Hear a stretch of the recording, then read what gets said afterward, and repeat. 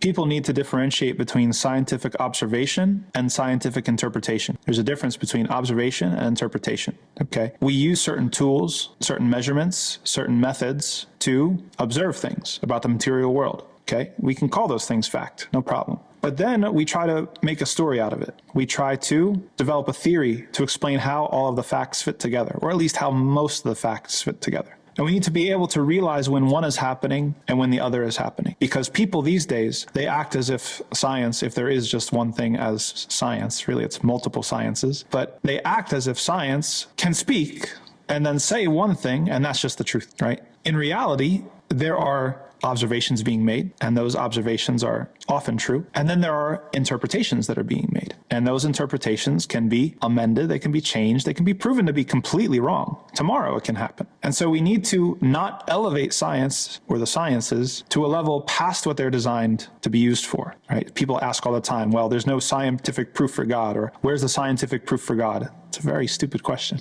How could there be scientific proof for God when by definition, science observes the material world and makes observations about the material world and tries to identify and uncover patterns and laws about the material world and how the material world behaves? Is God part of the material world? Can you observe God?